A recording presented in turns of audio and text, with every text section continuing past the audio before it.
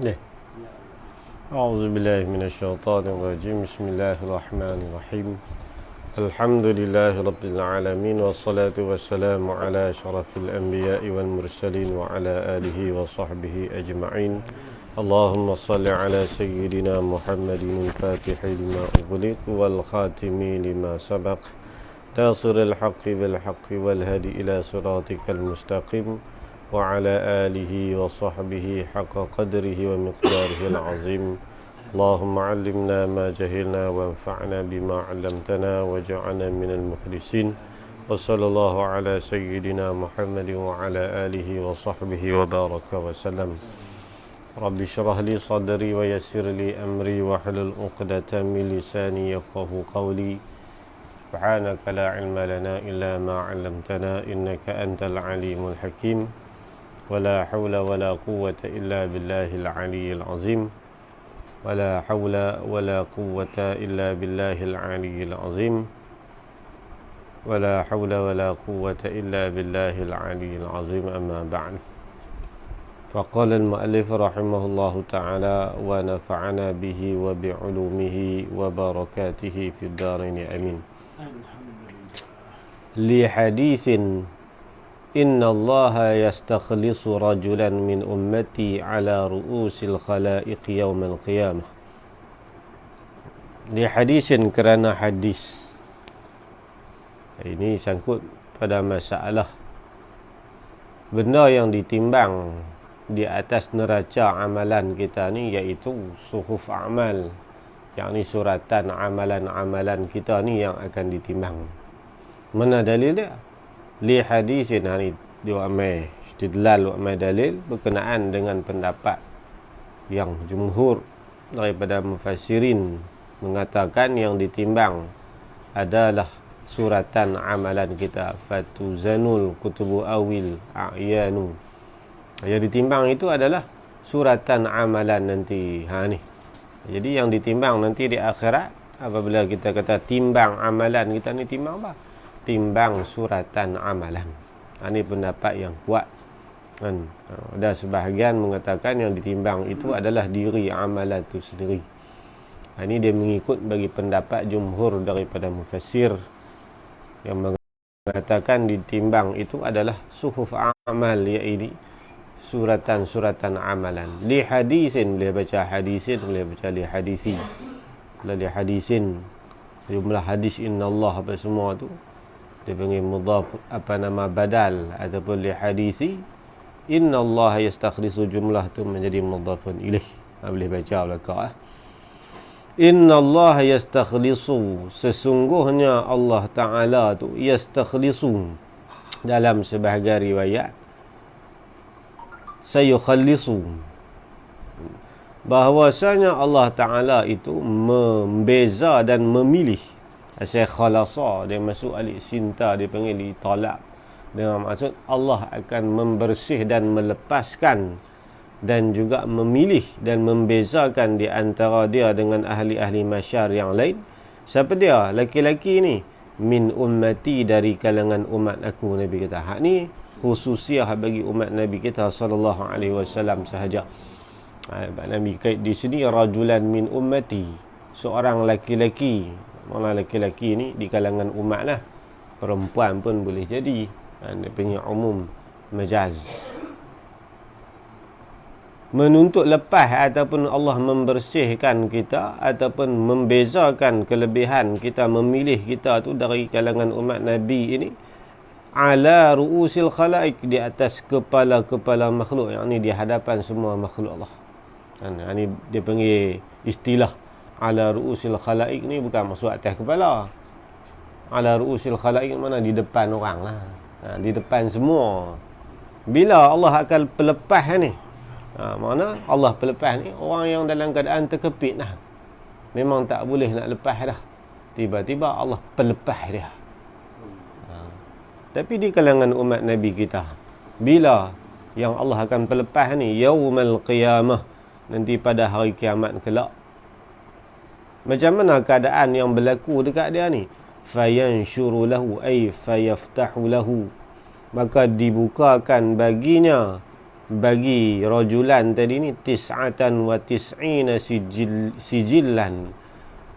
Nanti apabila dipanggil kita terima suratan amalan, sampai detik ketika Allah nak timbang amalan kita, malaikat Allah akan buka suratan amalan kita tu. Banyak mana? Tis'atan 9 wa tis'in dan 90. Dia dalam bahasa Arab ni dia buat waw tu dengan maksud tambah lah. 9 dan 90. Jadi 90 lah. 90 apa? Sijillan. Makna sijillan ni kitaban kabira.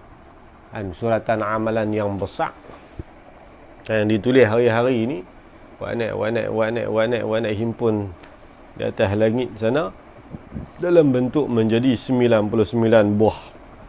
99 buah sijil ataupun 99 buah kitab yang besar.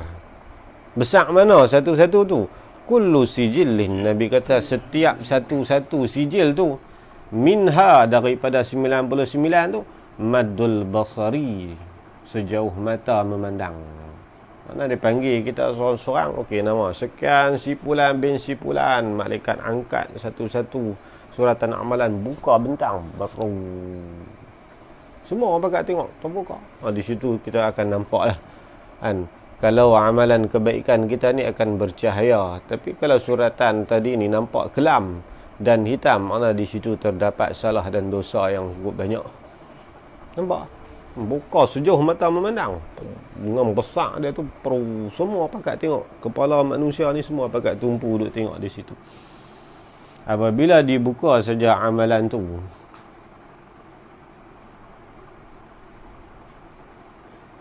suratan amalan tu disebut kullu kitabin minha tuluhu wa irduhu miqdaru ma yumtaddu ilaihi basarul insan. Lebar dan juga panjang dia sejauh mata memandang. Selai satu-satu buku tu, buka dia punya satu sijil tu, belah sini lebar pun sejauh mata memandang, belah ni pun sejauh mata memandang. Tu satu-satu. Mana 99 apa sahaja amalan yang kita buat atas dunia, semua terekod di situ, tulis di situ. Fayaqulu, maka berfirman Allah Ta'ala, atunkiru min hadha syai'a, adakah kamu bangkang daripada ini, daripada suratan ni, syai'a sedikit? Ada bangkangan ke Tuhan kata? Kau hang tak setuju, kata aku buka rekod ni tak betul ke, ada pemalsuan ke, ada penipuan ke? Tuhan kata, atunkiru, adakah kamu tak puas hati, kamu bangkang kan, min hadha syai'a, daripada ini suratan kamu ni sedikit. Dunia ni kita boleh lah kan, awak buat lagu tu, alamak aku boleh buat lupa kan, buat kes dah kali awak kelak sijil gila, selamat dia tu, habis sana nak buat apa kan, ngamuk pergi mengamuk mai, nak tutup kes gila, padahal tak gila pun, gila lah juga, gila betina kan, dah hilang akal aku tu. Tu Tuhan tanya, alaka uzrun, adakah bagi kamu kerti? Ni alasan orang hari ni dia gitu kan. Alasannya saya tak tahu, dia ingat boleh lepas kot tu. Benda yang dituntut syarak kita belajar, kita tak belajar, boleh lepas depan Tuhan. Dia kata ana jahilun, ya Allah saya tak tahu, boleh jawab depan Tuhan. Ni laki-laki ni dia kata, la ya Rabbi, tidak sama sekali wahai Tuhanku. Fayaqulu, Tuhan tanya dia, alaka hasanatun, adakah bagi kamu kebaikan? Hang duduk atas dunia dulu, hang ada buat baik tak? Tuhan tanya. Kita kalau Tok Guru tanya, hang buat amalan apa? Oh, kudung kepala nak jawab kan. Duduk depan Tok Guru tak no. Dia panggil no ni, kita serabut kepala lah. Tambahlah dia pula pasien. Allah kata kasyaf ni, Allah buka mata hati. Dia tengok muka kita, dia kenal. Langkah masuk rumah dia, dia kata hang jejak masuk rumah Pak Su tahu dah hang daripada A sampai Z. Kudung kepala kita kan, nak pergi duduk mengaku depan tu, nak buat kata buat baik,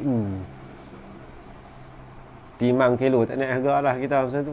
Tu depan hamba Allah, Tuhan baru Tok Guru tanya aku tu, malam pergi tengok nak, ada dalam perut payudah aku kan. Ni Allah Ta'ala tanya, alaka hasanatun, adakah bagi kamu ni kebaikan? hang ada buat baik apa atas dunia ni Tuhan tanya. Fayaqulu laki-laki ni jawab, la ya Rabbi, tak ada baik Tuhan. Dia memang jahat daripada kecil.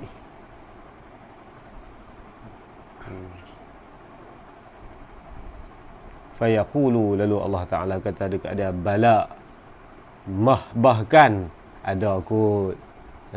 Tuhan kata ada kot, ada kan. Ada satu kebaikan yang menepati tempat keuzuran kamu. Mana Allah terima. Allah terima walaupun daripada sisi kita mungkin hak tu kita tak rasa lagu kita rasa hantar ni kita nak tengok nilai keimanan seseorang hamba Allah ni. Dan sebab tu tok guru ke orang tua-tua duk kata hang nak jahat lagu mana hang jangan jadi murtad. Jadi murtad habis terus. Dan hang jahat lagu mana hang tobat buanglah hang Tuhan dengan Tuhan. Jangan iman ni jangan buat cari pasal.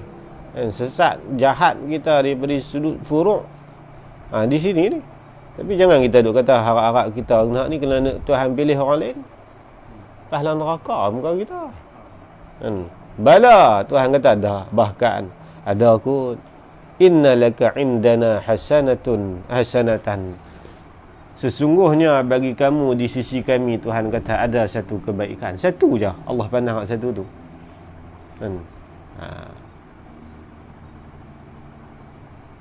Dalam ni dia kata wahidatun azimatun maqbulatun. Dia nak tengok syarah dia buku dalam Tuhfatul Ahwazi. Ada syarah hadis ni.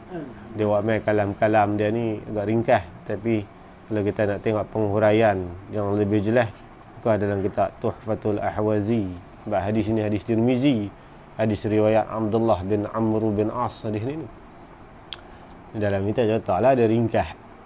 Tuhan kata innalaka indana hasanatun, sesungguhnya bagi kamu di sisi kami mempunyai satu kebaikan. Ada satu hang buat satu ni je. Satu ni je. Wa innahu, bahwasanya la zulma alayka ay al-yawma, sesungguhnya Tuhan kata tidak ada sebarang sedikit kezaliman pun kamu pada hari ini. Fatakhruju lahu, maka mengeluarlah Allah, yakni fatukhraju, dikeluar oleh malaikat, fatukhraju atau tukhraju. Fatukhraju lahu, maka dikeluarkan baginya, bagi laki ini, bitaqatun, satu bitaqah. Apa bitaqah? Bitaqah ni ruq'atun saghirah, satu keping kertas tulis yang kecil. Dalam riwayat lain sebut kal anmulah, besar dia besar ruas jari sahaja. Kertas tu Tuhan kata ada satu benda baik yang kamu buat ni, ada satu benda baik, kamu tidak akan dizalimi pada hari ini wahai hamba aku. Fatukhraju, lalu Allah perintah malaikat wa keluar satu bitaqah. Bitaqah ni dalam hadis lain sebut kal anmulah. Anmulah ni ruas jari. Anmulah, satu anmulah. Anmulah ni ruas jari ya. Fiha, terdapat padanya, pada anmulah ay maktubun fiha, ditulis di anmulah tu tulis apa? Asyhadu an la ilaha illallah wa asyhadu anna Muhammadan abduhu wa rasuluh. Tulis di kertas tu dua kalimah syahadah. Adakah hanya ditulis dua kalimah syahadah ni saja? Sebagian ulama mengatakan ya, kalimah tu saja. Dan kata Imam Mula Ali Qari, Mula Ali Qari ni seorang ulama hadis besar.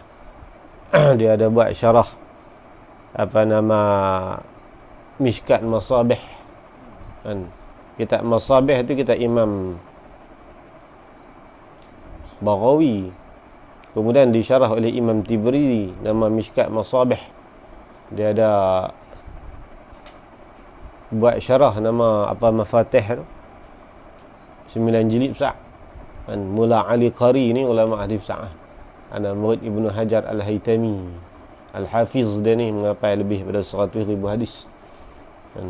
Sanadan wa matanan. Dia kata yahtamil anal kalimah hiya awwalu ma nutiqa biha. Mana di sorat tu, di kad tu tadi ni kita panggil kad kecil lah. Dan bitaqah, pasal kad pengenalan kita ni pun bahasa Arab dia panggil bitaqah syakhsiyah, IC. Bitaqah ni IC pengenalan diri kan. Tu kad pengenalan besar juga. Tapi chip dia punya tengah tu kecil kan. Lebih kurang tu ya. Macam tu je. Kecil sungguh. Tulis di situ apa dah? Di antara yang tertera di bitaqah tadi ni, asyhadu an la ilaha illallah wa asyhadu anna Muhammadan abduhu wa rasuluh. Fayaqulu, lalu Allah firman, uhdur waznak, bawa mai timbangan bagi laki-laki ni. Mula Tuhan tanya dulu, tak timbang lagi. Dan baru tanya soal jawab dulu. Hang ada buat baik apa atas dunia? Tak ada, ya Allah. Saya ni jahat daripada kecil sampai ke mati. Ada satu benda baik Tuhan kata yang mana benda ni Allah akan bawa timbang dia pada hari tu. Tuhan kata dekat malaikat, bawa mai timbangan dia tu, nak timbang amalan dia. Fa yaqulu, lalu laki-laki ni kata, ya Rabbi, wahai Tuhanku, ma hadzal bitaqah ma'a sijillat. Ni cerita dia, maksud dia amalan dia ni yang dia buat tu 99 jahat semua. Jahat semua, kita kata tak ada peluang kan. Kalau kita tengok timbang belah tu, mampu ya. Malaikat buka saja suratan amalan, hitam bau busuk. Dia tengok dia ketak nanti tak ada harapan. Tuhan kata ada kot satu kebaikan. Katanya hang tak ada buat baik apa ke atas dunia ni. Tak ada Tuhan ni, kelam semua suratan amalan. Dia kata bawa amal timbangan, tak apa kan. Tak apa, kita bawa amal dekat dia satu, nak tolong dia. Ni Tuhan punya sifat dengan rahim ni kan. Dia tanya Tuhan, fayaqulu, laki-laki ni kata, ya Rabbi, ma hadzal bitaqah ma'a sijillat. Dia kata, nak timbang ni ada nak boleh, ya Allah. Belah sebelah ni, hak belah baik ni, bitaqah tu sekepin. Hak 99 tadi bergelung punya besar, nak bubuh sampai 99. Ada nak berat datang belah ni. Dia timbul kegusaran dalam hati dia. Fayaqulu, Allah Ta'ala kata dekat dia, innaka la tuzlam, kamu tidak akan dizalimi pada hari ini kan. Fatuda'u sijillat, Nabi kata lalu diletaklah sijillat, mana rekod amalan dia ni belah kiri, sebab jahat lah kak, fi kaffatin, di sebelah daun dia tu. Wal bitaqah ay wa tuda'un bitaqah fi kaffatin ukhra. Kad kecil tadi abuh belah kanan. Bila letak saja begitu timbang, fatashat as-sijillat, maka jadi ringanlah sijil tadi. Mana sijil tadi terangkat. Dia belah kiri kan, dua buh segala suratan amalan 99 gelung tadi ni. Buh atas tu. Ambil bitaqah satu, sama-sama letak saja, terangkatlah sijillat tu. Mana berat belah bitaqah walaupun besar tu saja. Nabi kata wasaqulat bitaqah, dan beratlah oleh bitaqah kad kecil tadi ni. Lalu Nabi kata wala yathqulu ma'asmillahi syai'un, tidak ada satu benda yang lebih berat yang mana benda itu bersama-sama dengan nama Allah. Ini nilai besar zikrullah kan. Nama-nama Allah yang maha mulia, wa indana asma'uhu azimah kaza sifatu zatuhu qadimah. Dan dalam matan jaharah, salah satu benda aqaid kita ni, wajib kita mengiktikad nama-nama Allah Ta'ala itu adalah agung. Ini besar nama Allah ni kan. Kita atas dunia jual nama kita pun kadang-kadang laku juga kan. Laku jual nama ni, kata ni awak hang mai buat apa ni? Saya Pak Long, saya suruh mai. Siapa dia Pak Long hang? Sebut nama, sign terus kau hantu kan. Dah tak apa, minggu depan start kerja. Yang orang lain nak kena tunggu dulu risau. Nama kita pun kadang-kadang ada laku. Ni nama Allah Ta'ala ni. Nabi kata la yasqulu ma'asmillahi syai'un, tidak memberat sesuatu yang bersama nama Allah oleh sesuatu pun. Makna hak lain tak boleh teng. Apa maksud dia?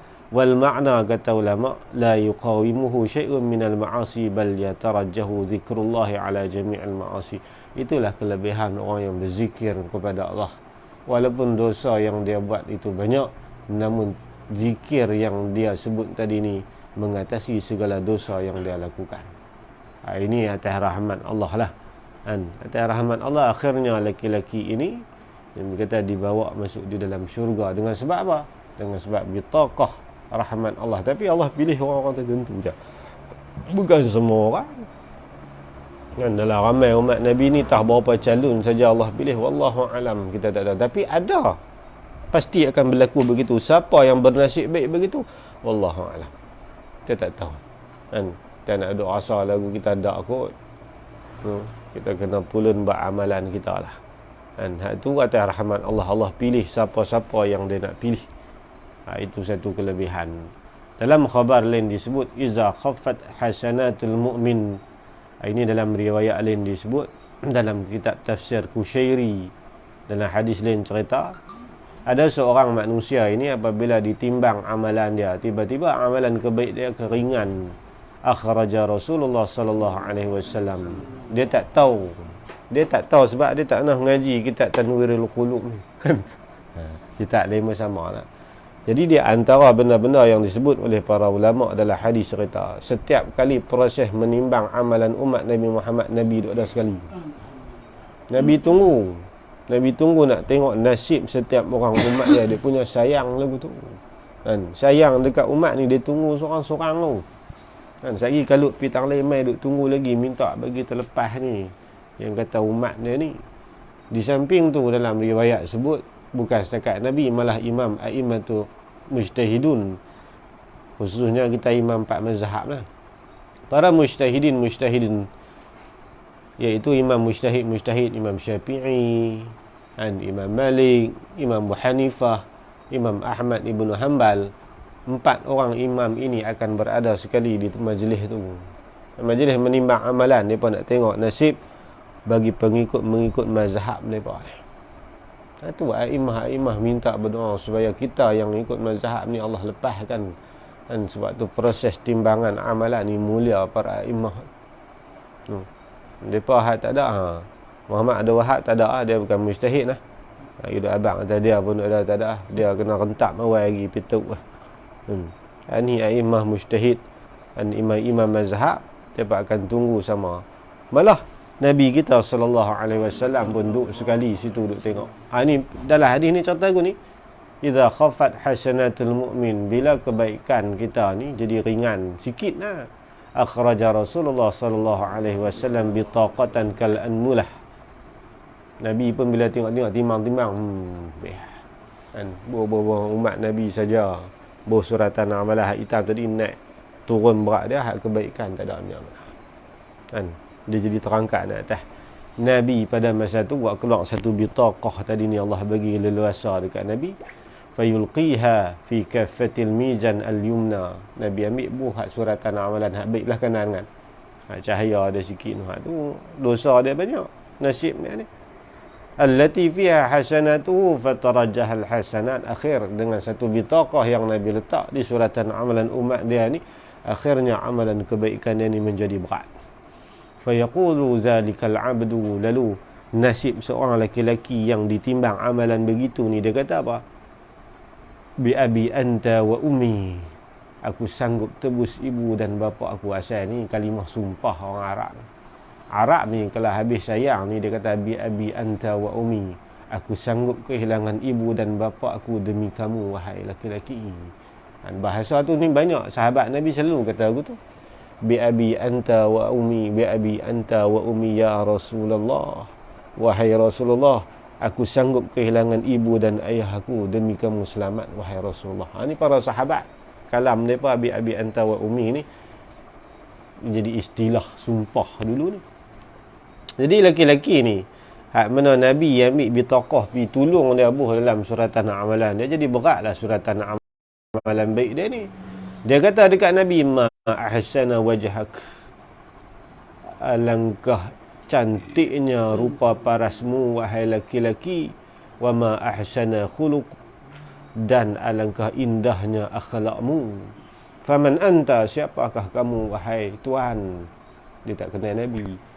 Dan kalau orang selawat, orang ngaji hadis, orang ngaji ni, dia tahu sifat-sifat Nabi. Syama'il apa kan, ni haram satu pun dia tak nak ngaji. Dia kata Syama'il tu datang apa, jenis tu kan. Syama'il pun tak nak ngaji. Kalau orang ngaji Syama'il, sifat-sifat Nabi ni dunia akhirat, lagi sakat lah di akhirat tu. Dia kata alangkah indahnya, alangkah kacaknya wajahmu wahai laki-laki, dan alangkah agungnya akhlakmu. Faman anta, siapakah Tuhan ini? Fayaqulu, kata Nabi, ana nabiyyuka Muhammadun, akulah nabi kamu Muhammad. Tu nabi tolong sampai lagu tu. Wa hadhihi salatuka alayya allati kunta tusalli alayya. Nabi kata, kalau hang nak tahu bitaqah yang aku letak pada suratan amalan kamu yang baik, itulah di situ tersemat selawat yang kamu ucapkan di atas dunia dulu. Kan? Jangan sampai tak selawat atas Nabi langsung. Kan? Tu faedah kita selawat atas Nabi ni, di antara satu manfaat yang besar, membantu memberatkan amalan kita nanti di akhirat. Sebab tu amalan kebaikan kita ni tak boleh kabur lah. Tak boleh kabur dah. Tengok amalan lain pun tak banyak, kan? Culah manjang. Dengan sebab tu Nabi kata, inilah an hadhihi salatuka alayya allati kunta tusalli alayya qad wafaituka iyyaha ahwaj ma takunu ilaiha. Nabi kata, aku menolong kamu ini lebih aku hajati daripada kamu minta bantuan kepada aku. Tu yang kata Rasulullah. Hang nak minta tolong dekat aku, lagilah hajat, kita kata kan. Orang yang duduk dalam keadaan genting lagu ni, nak hampir dihumban dalam neraka ni, pada waktu tu apa lagi yang dia harap untuk membantu dia? Dia berkata, seorang yang keadaan begitu mengharap supaya orang membantu dia lepas daripada neraka Allah ni, aku lebih hajat untuk membantu kamu daripada kamu berhajat kepada aku. Ni kata Rasulullah. Itu salah satu dia faedah selawat atas Nabi SAW ni. Dalam riwayat lain sebut, dalam kitab Hilyatul Awliya, Ibnu Umar kata, man qada li akhihi hajatan kuntu waqifan inda mizanihi. Nabi kata, di antara insan terpilih lagi di akhirat ni, Nabi kata, orang yang selalu menolong saudaranya menyempurnakan hajatnya. Mana mudah minta tolong, kan? Minta tolong apa pun tak ada cah lah ni. Kalau cah, kan, cah tu tak dapat lah. Dia tak boleh nak minta tolong kau, kan? Tolak mutupi RM15. Kalau hal lagu tu habis dalam tu lah.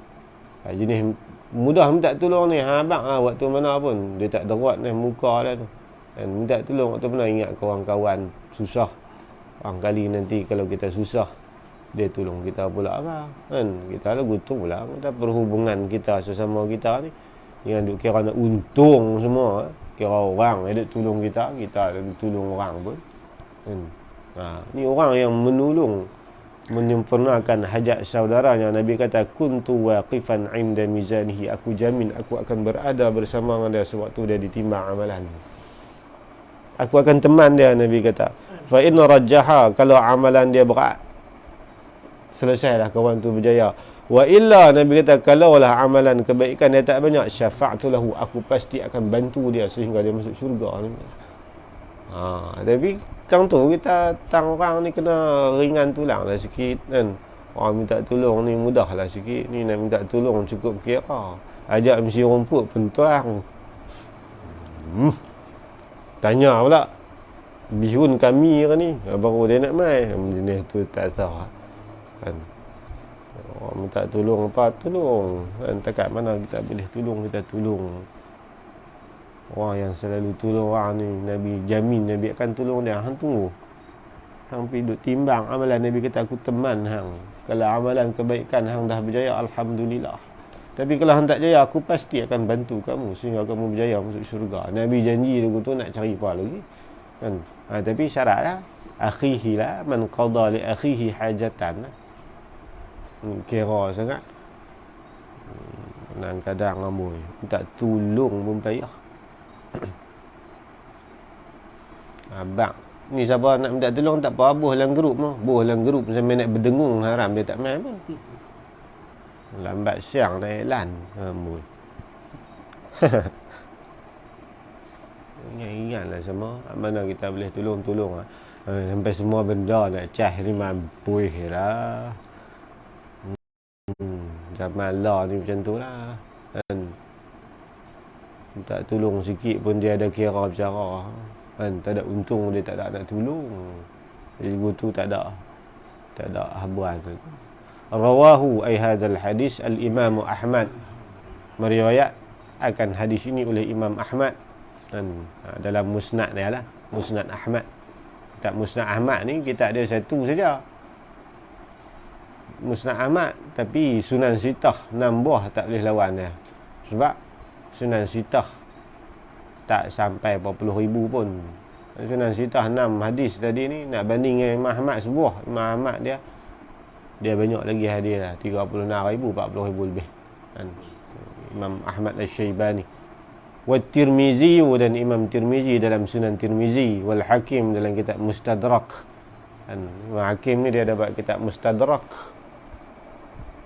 Mustadrak ni makna hadis-hadis sahih yang ditinggalkan oleh Imam Bukhari dan Muslim. Imam Hakim An-Naisaburi ni himpun dalam 10 jilid untuk sematkan semula hadis tadi yang Imam Bukhari bagi dia di sisi dia tak cukup syarat. Tapi hadis tu sahih lah. Sebab hadis sahih di sisi Imam Bukhari saja pun 200,000. Yang dabuh dalam kitab dia kat 8,000 tu ya. Beza lagi 192,000. Di antara dia, sebahagian dia ni Imam Hakim An-Naisaburi ni buh dalam kitab dia nama Mustadrak, aqadal hakimu fil mustadraki haitsu babalahu qara bi maliki. Dalam syair disebutkan aqadal hakimu fil mustadraki, dalam mustadrak dia kan Imam An-Naisaburi. Wal Baihaqi, dan meriwayat hadis ni juga dalam Sunan Baihaqi, Sunan Kubra Imam Baihaqi. Imam Baihaqi ni di antara ulama muhaddisin pun dia, fuqaha pun dia, alim dalam setiap cabang ilmu. Para ulama kata antara ulama mazhab Syafi'i yang paling banyak mengarang kitab adalah Imam Baihaqi. Imam Baihaqi mengarang 1000 jenis kitab. Tapi kitab dia satu saja, tu pun ulama kata syarah tak tahu nak buat banyak mana. Sebab Bukhari, syarah Bukhari, matan Bukhari 4 jilid, syarah dia 24 jilid. Tapi kita Imam Baihaqi Sunan Kubra dia ni matan saja 11 jilid, 12 jilid. Kalau nak syarah dia 40-50 jilid kan. Dia menghimpunkan hujah untuk membela Al-Imam Syafi'i. Setiap qaul Imam Syafi'i pasti dia cari sehingga dapat dia menegakkan qaul Syafi'i. Ulama Syafi'iyah kata kalau ulama-ulama Syafi'iyah ini terhutang budi dengan Imam Syafi'i, tetapi Imam Baihaqi, Imam Syafi'i terhutang budi kepada dia. Ni sebab Imam Baihaqi anak murid Imam Hakim An-Naisaburi. Habis hadis ni. Cerita sikitlah. Wa yu'khadhu minhu, dan diambil daripadanya, daripada mana? Daripada hadis ni lah, makna difaham, yufhamu. Yu'khadhu ni ambil dengan akal, bukan ambil dengan tangan. Dan ibarat dalam kitab ni dia sebut yu'khadhu minhu, dapat dipaham lah. Bukan kita yang faham, ulama lah abang kan. Kita faham tanpa Arab Melayu pun tak lepas. Dapat dipaham daripada hadis ni anna bahawasanya thaqulal mizani, beratnya mizan itu ala wajhil ma'ruf, di atas cara yang diketahui di dunia. Makna atas dunia ni kalau kita timbang benda kan, timbang lah ni orang pakai kilo tu ya, berapa gram naik situ. Dulu ni dia panggil timbang hak dua ni kati ni. Nak tahu benda keringan ke berat lagu benar. Kalau kita buh dua belah, kalau benda tu turun di bawah, hak tu berat lah. Hak naik atas tu ringan. Timbangan amalan kita nanti di akhirat macam tu. Hak benar baik, benar jahat. Kalau berat belah baik, hak baik turun bawah. Hak jahat naik atas. Dia kata cara timbangan tu mafhum daripada hadis ni, mana kalau benda tu amalan kebaikan kita tu berat, mana dia turun bawah, hak ringan naik atas, macam kita timbang lah. Tu maksudnya khilafan ay aqulu zalika halakauni mukhalifan liman za'ama al-aqsa. Dia kata saya buat mai fatwa ni hal keadaan saya menyalahi bagi ulama. Man tadi ni, man tu liman tu makna bagi ulama, za'ama yang menyangka ia ulama, al-aqsa sebalik daripada ni wajah ma'ruf ni. Mana yang kita mafhum kebanyakan para ulama kata timbang amalan, kalau amalan berat tu bawah lah, ringan naik atas. Tapi ada sebahagian ulama mengatakan yang berat naik atas, yang ringan bawah. Pasal apa? Nak bagi seluruh ahli masyarakat tengok hak ni. Tapi qaul dhaif lah. Ada qaul ke? Ada. Dia ambil daripada Quran juga, wal amalus salihu yarfa'u. Ulama ni dia ada sandaran lah, jangan duk tibai tak tahu lah. Lepas mengkelai boleh ilmu kita kan. Kita menggelai boleh tik lah. Ada kau mengatakan dah, kalau benar berat tu, benar baik, benar jahat. Baik ni berat dia naik atas. Itu ulama ni kata. Ni dia kata saya menyalahi pendapat tu. Pendapat tu kata tak, kalau hak benda berat dia naik atas, benda ringan dia lepas bawah. Pasal nak bagi orang nampak. Hak ni, hak amalan dia, hak soleh ni yang akan mengangkat naik atas. Jadi kau naik lah kan. Orang tamat tak, orang tamat macam kita timbang atas dunia, benda berat bawah, hak ringan naik atas. Itu pendapat muktamad lah. Habis. Tanbihun. Gambaran timbangan mizan tu. Yang kata macam kati ni. Kan dulu timbangan dulu memang pakai kati kan. Dah jenis kilo ni. Jadi timbangan yang mana yang ulama kata tu memang seolah-olah macam kati tu lah. Macam kati tu. Bukan yang jenis timbang kilo, bukan kita sebab dulu tak ada timbang kilo kati dah. Memang ulama kata lagu tu. Pasal nak menentukan hak mana lebih. Baik lebih ke jahat lebih kan. Keputusan dalam menimbang amalan ni tiga kan. Sama ada seorang manusia yang mana dia bila dia timbang amalan tadi, amalan kebaikan dia berat. Ni orang-orang yang benar bertakwa, kita baca dah kan. Jadi orang ni peluang masuk dalam syurga, naik titiang sirat sekali lagi pun dia mudah urusan. Nasib kumpulan yang kedua, orang kafir bila ditimbang amalan dia berat, amalan kejahatan ni tak ada peluang kan. Yang nasib yang ketiga tu dia, timbang-timbang sama berat. Baik pun dia buat, jahat pun dia buat, sama naik. Duduk tengah. Duduk tengah ni lagu mana? Pendapat yang pertama kata, seandainya kan dia mendapat rahmat Allah, dia boleh Allah bagi masuk syurga. Pendapat yang kedua mengatakan dia masuk syurga juga sebab Allah mudah urusan bagi dia. Tak apalah, ada sama baik mana jahat pun tak melebihi kebaikan kamu dalam syurga. Pendapat yang ketiga mengatakan orang yang sama banyak amalan dia ni kena duduk di A'raf kan, suratul A'raf, ban tengah tu je Salih kata kan, satu tempat di tengah syurga ni. Nak cerita panjang A'raf ni dalam Qurtubi dah cerita kan, dalam suratul A'raf pada mengaji dulu kitab apa tu cerita mengaji tafsir kan, tafsir juzuk 2 suratul A'raf. Dalam tu cerita A'raf ni datang ban tengah. Duduk tengah-tengah tu, nampak ahli syurga, dia nampak ahli neraka. Duduk tengah tu, tengok orang syurga duduk dalam nikmat, terlayak-layak, teriak menyesal.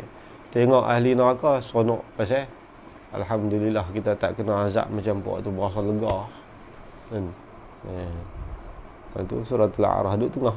Tapi akhirnya orang orang-orang yang duduk A'raf ni akhirnya masuk syurga jugalah. Tapi dalam tempoh tertentu kan. Bukan cepat-cepat pergi duduk tangtu 2-3 hari masuk syurga tak lah kan, tempoh lama lah juga kan. Itu habis itu. Tanbihun, ini satu penjagaan. Ai amrun minabbihun. Hikmatul wazni, apa hikmah rahsia di sebalik penimbangan amalan ni? Imtihanullah ta'ala al-ibad wa in kana Allah, ini dia panggil ghayah muqaddam kan. Wa in kana Allah ta'ala aliman bi kulli syai', imtihanullah. Imtihanullah tu khabar bagi kata hikmatul wazni kan. Tarkib dia ni hikmatul wazni imtihanullah ta'ala al-ibadah. Bermula hikmah menimbang tu iaitu menguji Allah Ta'ala akan segala hamba. Bil imani fid dunya, dengan iman dengannya, dengan Allah fid dunya. Wa in kana Allah Ta'ala aliman bi kulli syai'. Saya terkit dah gitulah kan. Panggil ghayah muqaddam. Sekalipun Allah Ta'ala tu amat mengetahui dengan setiap sesuatu, walaupun begitu Allah sengaja mengadakan penimbangan amalan ni untuk Allah menguji kita di atas dunia ni. Atas dunia ni Allah abang siap dah. Nanti di akhirat kamu ke semua ni, amalan-amalan yang kamu buat Allah akan timbang, nak buktikan sama ada kamu ahli baik ataupun ahli jahat. Sebab apa Allah buat begitu? Untuk menguji atas dunia ni siapa-siapa yang benar beriman, percaya sungguh kan dengan apa yang Allah sebut, dengan apa yang Nabi cerita dekat kita. Itu satu. Allah nak uji kita, tengok kan. Nak uji bukan Allah tak tahu kan, tapi nak tunjuk bukti di depan-depan makhluk yang lain kan, kata dia ni sebenarnya atas dunia seorang yang beriman dengan Allah. Itu je Allah nak perjelas depan orang kan. Allah tahu Tu satu. Wa ja'ala zalika alamatan li ahli sa'adah, dan menjadi ia Allah Ta'ala akan demikian itu, akan demikian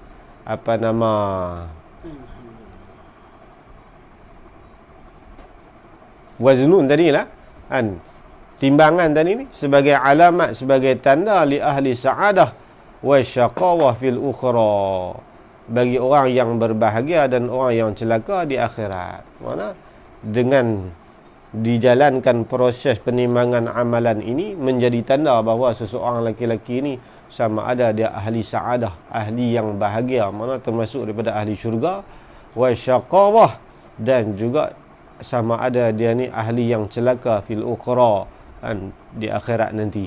Mana selain daripada Allah nak membuktikan di depan makhluk yang lain, kan, kata dia ni seorang yang beriman ataupun tidak, samping tu juga nak menunjuk tanda kata dia ni sama ada ahli sa'adah ataupun ahli syaqawah.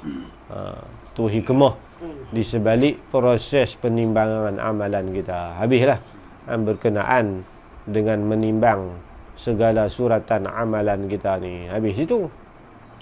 Apa lagi yang wajib kita beriman selain daripada menimbang amalan ni? Ni kita masuk tajuk kecil baru malam ni. Wa mimma yajibu i'tiqaduhu, dan sebahagian daripada perkara yang wajiblah oleh i'tiqad akannya. Apa dia? Perkara tadi ni, anna haudha nabiyyina sallallahu alaihi wasallam haqqun.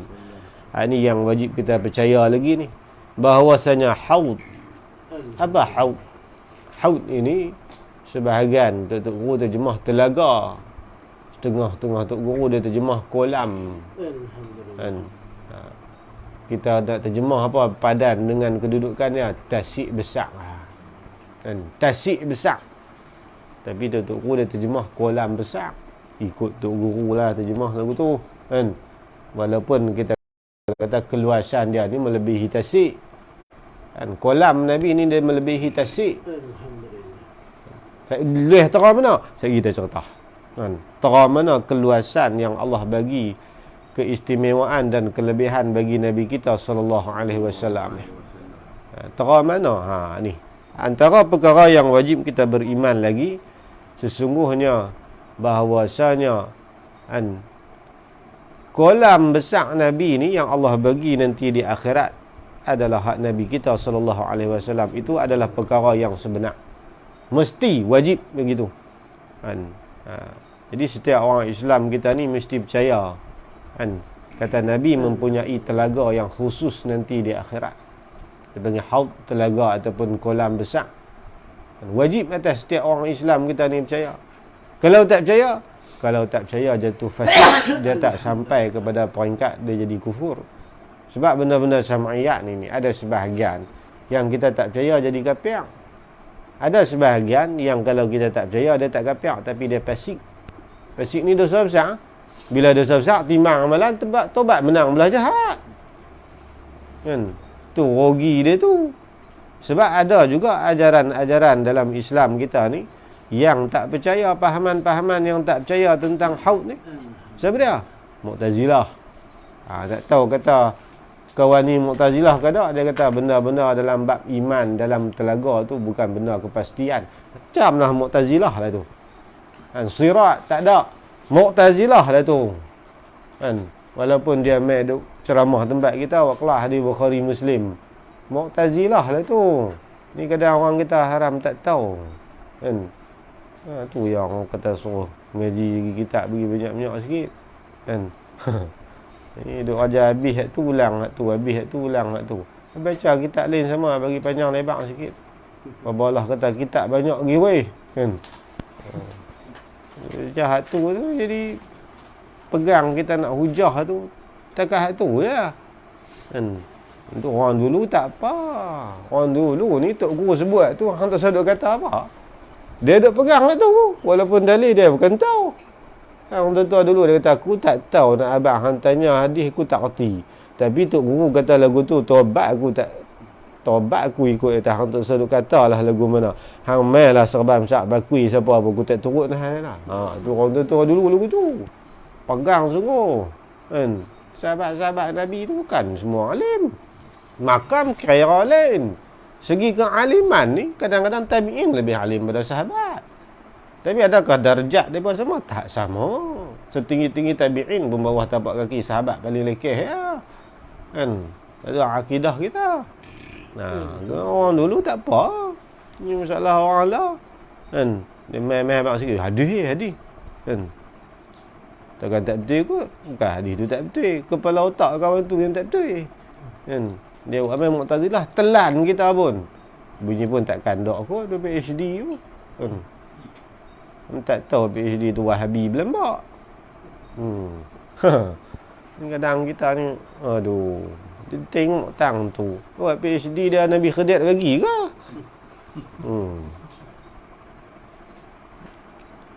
Orang kau aku tu babalah kata kalau duduk ngaji atas langit ngaji dengan Jibril pun hang bawa faham lain sesat kau batu ke?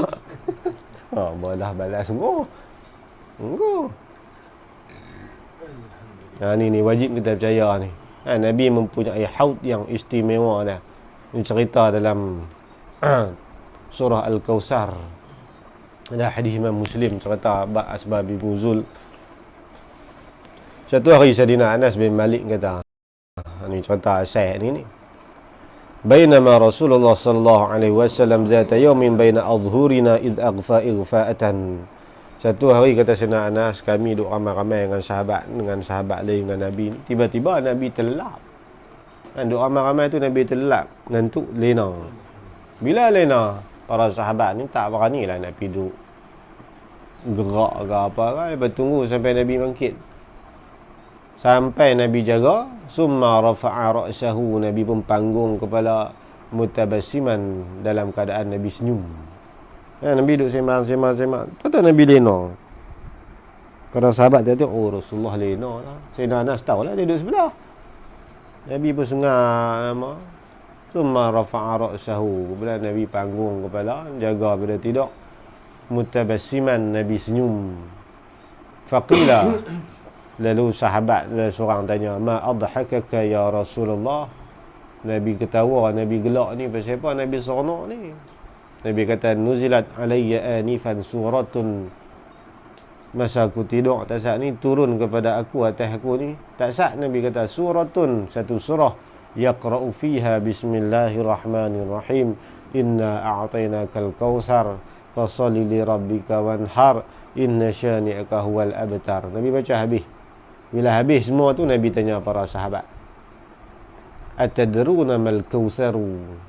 Hampa tahu tak yang kata kausar tu apa? Sayyidina Anas kata, faqulna, semua para sahabat jawab, Allahu wa rasuluhu a'lam. Allah dan Rasul saja yang tahu. Kami tak tahu makna kausar tu. Pasal makna kausar ni dalam surah Arab, khairun katsir, kebaikan yang banyak. Kalau kita ada tu ni sak nak try teka tengok. Adab dengan Rasulullah ni begitu. Allah wa rasuluhu a'lam. Allah dan Rasul saja yang tahu. Tak para sahabat yang buat kepala tahu. Dan kita ni kok mana nak jawab ke? Sahabat kata kita tera. Para sahabat tak. Allah Rasul saja yang tahu. Nabi kata, fa innahu nahrun. Yang kata Kausar itu adalah sebatang sungai. Wa adanihi rabbi alaihi. Allah menjanjikan bagi aku. Makna boleh kat saya, Nabi kata. Tuhan janjilah. Alaihi. Atasnya, atas nahrun tu khairun katsir. Banyak kebaikan dia. Wahwa. Apa sungai tu apa dia? Haudun. Iaitu kolam saya, Nabi kata. Taridu alaihi ummati yawmal qiyamah. Nanti umat saya di hari kiamat pakat-pakat main minumlah di telaga tu, Nabi kata. Aniyatuhu adadun nujum. Nabi kata gelas-gelas, koleh-koleh, cebok-cebok, habuan nak ambil cedok ayak minum tu, adadun nujum, sebilang-bilangan bintang di atas langit. Kalau bintang atas langit ni juta kan, makna cebok-cebok, perkakas-perkakas habuan nak buat minum tu menyamai bilangan langit yang ada di atas langit Allah ni. Bintang yang ada atas langit Allah ni. Dalam riwayat lain kata aksar, lebih banyak daripada bintang lagi. Dalam ramai-ramai duk celapak pi nak minum ni, semua umat Nabi ni pakat pi, tiba-tiba fayaqtalaju al-'abdu minhum. Tiba-tiba seorang laki-laki ni malaikat rentap tangan tak bagi pi. Malaikat tarik tangan. Weh, hang tak tarik kontak. Fa aqulu, Nabi kata, saya pun kata, Rabbi innahu min ummati, ya Allah, ni umat saya. Fa yaqulu, Allah jawab, ma tadri ma ahdatha ba'dak. Kamu tak tahu lepas pada kamu wafat tu dia buat apa. Ada dua pentafsiran daripada ulama. Yang pertama mengatakan laki-laki itu kembali menjadi murtad. Pendapat yang kedua mengatakan dia melakukan dosa yang besar. Akhirnya dia dihalang daripada untuk masuk minum telaga Kausar ataupun haud Nabi kita sallallahu alaihi wasallam ni. Tu kan cerita asal dia gitulah. Jadi makna Kausar ni ada apa-apa makna? Dalam tafsir dia sebut ada 16 qaul. Berdengung je nak tahu makna Kausar. Kita senang lah.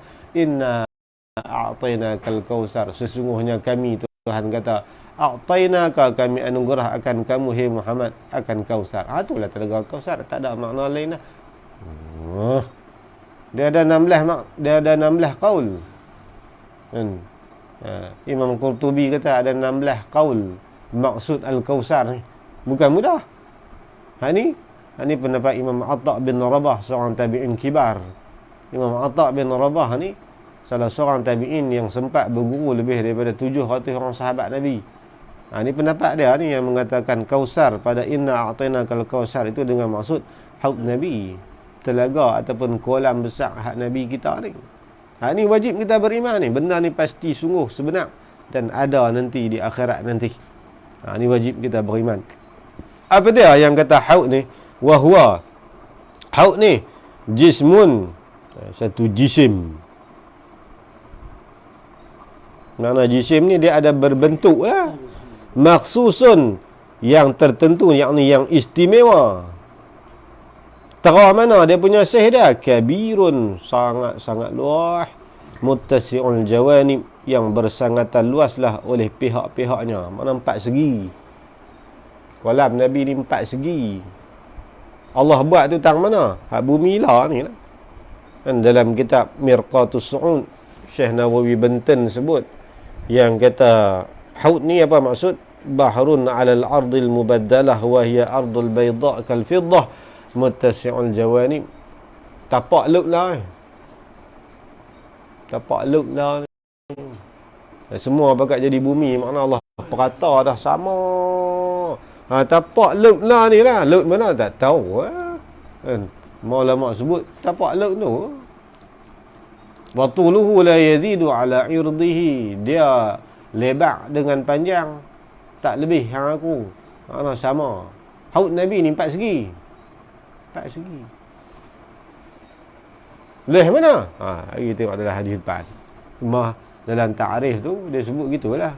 Kan luah pada setiap segi dan sudut dia tu. Tariduhu ummatuhu, mendatangi akan haud oleh umatnya, umat Nabi. Bila? Yang kata haud ni ba'da khurujihim min quburihim atashan, selepas daripada keluarlah umat itu daripada kubur hal keadaan dahaga dan haus. Makna telaga Nabi ni duk tang mana? Selepas daripada kita ni dibangkitkan daripada kubur. Bangkit kubur tu hak mana umat Nabi boleh minum dulu. Bangkit dalam keadaan lapar sebab duduk dalam kubur ni lama. Bangkit padang mahsyar pula dalam keadaan panas, lapar ayak. Sebab tu ada sahabat tanya kat Nabi. Ada ceritalah hadis mana. Tulis tak dalam ni.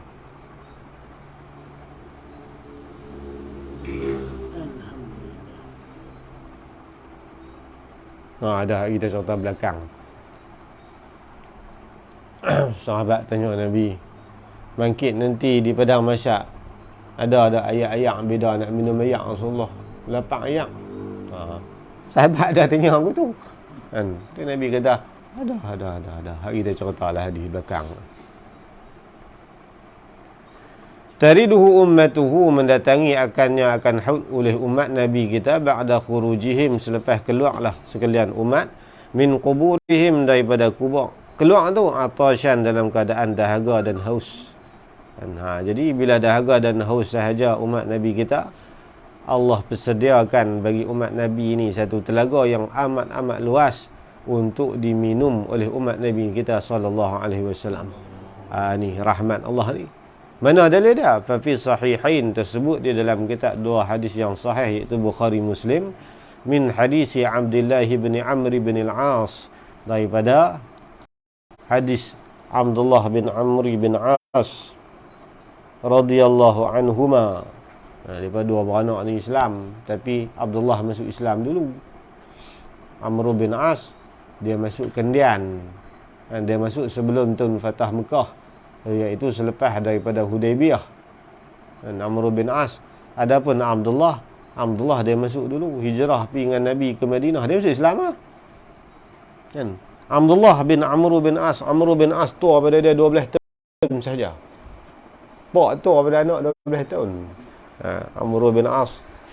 Anak dia nama Abdullah. Abdullah ni cukup alim. Abu Hurairah kata, antara para sahabat Nabi lain aku tak apa bimbang bab ingat hadis, tapi Abdullah dia lebih banyak hafal lebih daripada aku lagi. Segi hafalan hadis, Abdullah Amr bin As ni lagi alim pada Abu Hurairah. Dia lagi alim, dia termasuk mujtahidin. Orang yang boleh ijtihad hukum. Pak dia Amr bin As. Amr bin As ni orang yang cukup hebat lah.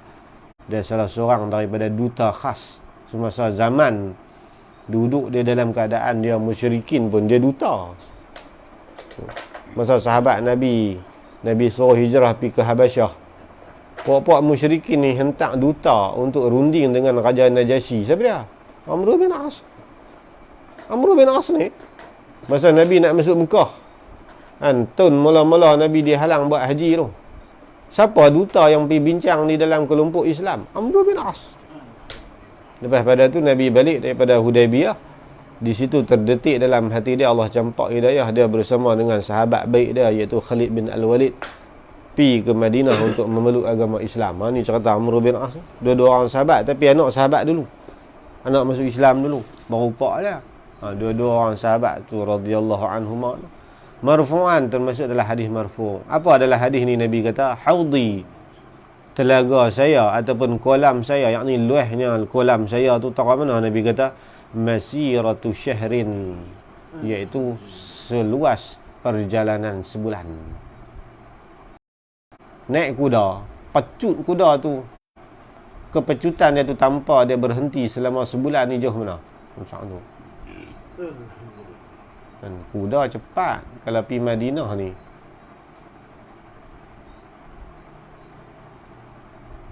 Lebih kurang dalam 2-3 hari kan. Tu habis lewat tu. Kalau naik unta seminggu. Jarak ada berapa? Dekat 500 kilo. Mekah Madinah ni 500 kilo, 475 kilo. Tu jalan tui. Kan? Jalan tui. Mana memang jauh lah, 475 km lebih kurang lah. Jadi di antara Mekah ke Madinah ni dalam 2 hari je kuda. Tu dah. Kalau keluasan Mekah Madinah pun ya Allah punya besar lah. Hak ni keluasannya sebulan perjalanan. Nabi kata masiratu syahrin, sejauh sebulan perjalanan. Wa zawayahu, dan sudut-sudut bagi haud tadi ni sawaun, bersamaan. Makna panjang dengan lebar sama. Makna telaga Nabi ni ataupun kolam Nabi ni 4 segi. Zawayah tu sudut kan. Zawayah tak tahu maksud pula. Arab ni nak cari lang kami, kita nak kena tahu kalimah asal lagi kan. Menghafal tak apa. Ma'uhu, ayak telaga tu Nabi kata abyadu minal laban. Ayak telaga atau ayak haud tadi ni lebih putih daripada susu.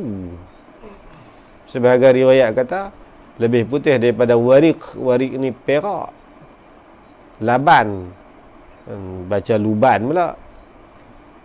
Luban tu kemian tu. Apa nama kemian serani tu. Luban juga. Adapun getah Arab tu dia panggil luban. Kalau tukar baris labin. Labin bukan kemian. Bukan susu. Labin tu ketui bata. Ni kita pergi Arab tak reti cakap Arab tu suruh cakap. Pergi duk abang. Labin satu, Arab tu pun hampuk bata. Kan? Orang ni laban. Kita nak bagi pelik pada orang kan. Orang ni laban.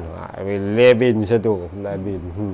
Arab tu angkat ketui bata, kedebang atas meja. Orang Hasam punya Arab. Hang yang habaq ketua betul. Marah kat kawan tu. Sebab kan Arab ni dia tukar baris ya, orang lain.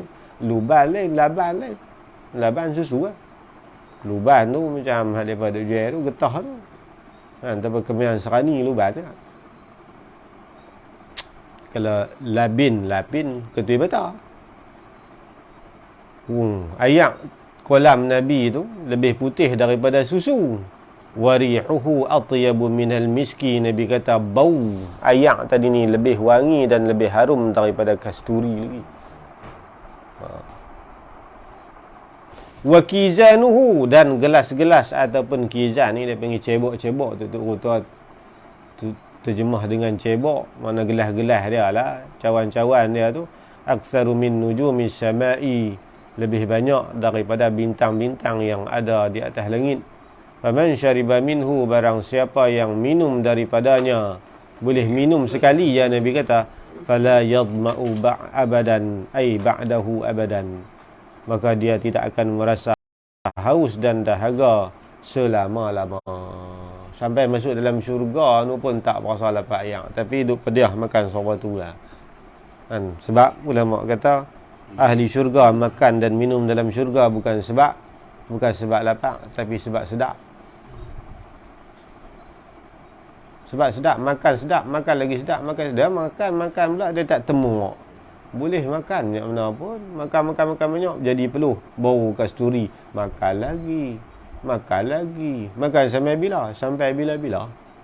Kan, tu nikmat syurga. Ni ayak telaga ni, ayak kolam Nabi ni, bila mangkit saja daripada kubur, kita akan, orang yang dapat kesempatan untuk minum ayak telaga ni, bila dia minum sahaja, dia tidak akan merasa haus di padang mahsyar tu, tak berasa lapar ayak langsung. Orang lain pakat kering rangkung, kan, pakat lapar sampai tak sangka. Tapi orang yang sempat minum, yang boleh minum di haud Nabi ini, tidak akan merasa haus sedikit pun selepas daripada tu sampai bila-bila. Ni antara kemuliaan yang Allah berikan kepada Nabi kita dan umat yang diberi peluang kita untuk minum tu. Ni dalam ni dia cerita ringkas. Tak ada lah. Padang mahsyar tak ada siapa berhenti kencing lah. Kan? Orang terima ataupun terima azab lah. Rasa aku mana ayak tu? Dia berasa aku mana ayak tu? Dalam ni tak cerita lah.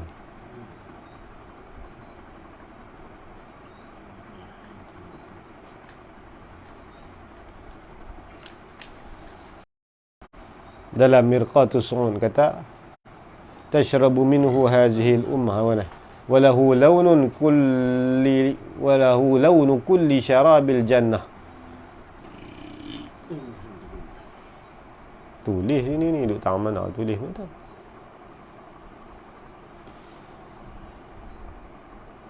Sat. Oh, ni ada depan dah. Dia punya perasa ayak. Kan, ayak tu lebih putih daripada susu. Kan, lebih wangi daripada kasturi. Lagi sifat dia, di depan dia akan cerita. Wa fima, dan pada barang auhallahu ta'ala ila Isa alaihi salatu wassalam, dan pada barang ini, pada hadis yang telah mewahi oleh Allah Ta'ala kepada Nabi Isa alaihi salatu wassalam. Wahyi apa? Min sifati nabiyina, daripada sifat-sifat Nabi kita. Jadi Tuhan cerita dekat Nabi Isa, lagu mana ciri-ciri Nabi Muhammad ni. Kan, tubuh badan dia. Sebab tu dalam surah Sad, dalam surah Saf ceritakan, ya'ti min ba'di ismuhu Ahmad walamma ja'ahum bil bayyinati qalu hadza sihrun mubin. Tapi puak-puak Nasara bila Nabi cerita balik apa yang Nabi Isa cerita kat depa, depa kata sihir, hang boleh tahu noh. Depa tak beriman pun puak-puak Nasara ni. Kan, wahai Allah dah cerita dah secara terperinci sifat Nabi kita dekat Nabi Isa ni. Apa di antara yang Allah wahyi dekat Nabi Isa ni tentang Nabi kita? Lahu haudun, baginya, bagi Nabi Yina tadi ni, mempunyai sebuah kolam ataupun telaga. Luih dia terang mana? Ab'adu min Makkah ila matla'i syamsi, lebih jauh daripada Mekah ila matla'i syamsi, kepada tempat terbitnya matahari. Mekah, jarak daripada Mekah sampai matla'i syamsi ni tempat terbit matahari, jauh lah. Tak tahu berapa ribu kilo. Luas pada tu lagi kolam Nabi. Tu Tuhan cerita dekat Nabi Isa. Fihi, padanya pada haud tu, aniyatun, mempunyai bekas-bekas minuman, mislu adadi nujumis samai, seumpama bilang-bilangan bagi bintang-bintang yang ada di atas langit. Tu ciri-ciri kolam Nabi lagi ni. Walahu, dan baginya, bagi haud Nabi lagi, launun kulli syarabil jannah, mempunyai warna bagi setiap minuman syurga. Nanti dalam syurga ni, apa ayak minuman yang Allah sediakan, maka setiap minuman yang ada di syurga terdapat pada ayak telaga kolam Nabi kita. Semua perisa ada situ. Ada laun ni, ada dua maksud ni. Laun pertama dengan maksud kala sungguh. Mana macam-macam kala. Kita tengok ayak tu duduk dalam telaga, duduk dalam kolam Nabi tu putih. Kita angkat nak minum, tengok jadi kala, sebagaimana warna-warna minuman syurga. Satu lagi maksud kata laun, iaitu perisa. Kan? Macam dalam kitab kan, mempunyai berbagai-bagai warna makanan. Apa makna warna makanan? Orang Kedah kata banyak mata. Kan? Kita kena tahu istilah. Warna kita tak tahu. Dia panggil warna-warna. Datang dengan berwarna-warna hadiah. Umai kalau apa hadiah? Bukan warna-warna, makna berpelbagai dan bermacam-macam hadiah. Laun di situ, warna. Asal kalimah laun tu maksud warna. Makna rasa, perisa dia tu minuman syurga. Wa ta'mun, dan rasa kulli simaril jannah. Ni kalau kita tengok di sini, laun kita boleh pakai maksud dengan warna ayak tu. Ta'mun tu perisa, kulli simaril jannah, perisa buah-buahan syurga. Mana buah-buahan syurga tu rasa lagu mana? Semua rasa buah-buahan syurga. Rasa ayak tu, ayak yang sama, tapi rasa dia berbeza. Semua perasa duk ada situ. Ni punya hebat ayat telaga Nabi ni. Kan? Kita boleh buat lagu tu. Kalau buat lagu tu lega, apa santik ais saja. Minum situ Neslo pun ada, Milo pun ada, Holik pun ada, lega banyak. Teh ais RM1.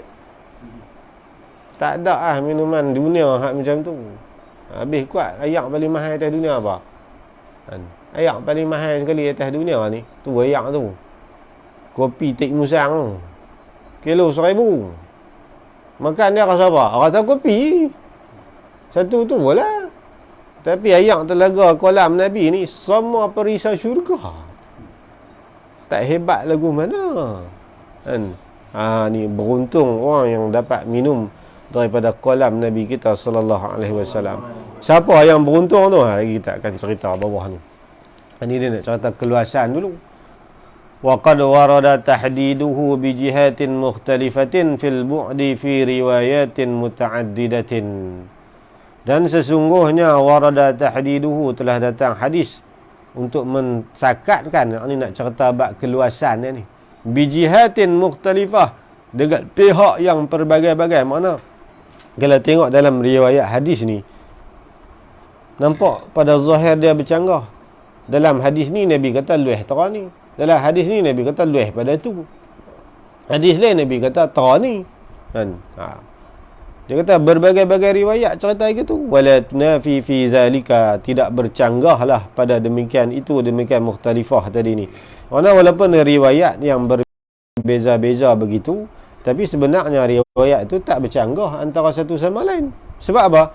Li'anna Allah Ta'ala tafaddala 'alaiha. Ni cerita. Sebab antara satu perkara yang pelik yang berlaku pada kolam Nabi kita sallallahu alaihi wasallam ni. Jadi riwayat banyak. Saya nak sebut ada 7 riwayat . Kalau nak sebut hal lain banyak lagi. Kan ada riwayat lain. Saya ambil 7 riwayat . Dalam riwayat Sahih Bukhari dan Muslim, hadis daripada Abdullah bin Amr bin As ni cerita, Nabi kata masiratu syahrin. Ada saat ni. Kan? Makna keluasan dia. Kalau kita kata 4 segi. Pi kot tu sebulan, pi kot ni sebulan, Mai ikut ni sebulan, mai ikut ni sebulan. Mana 4 bulan. Keluasannya. Kan? Keluasan kolam tadi ni 4 bulan kaki persegi kan.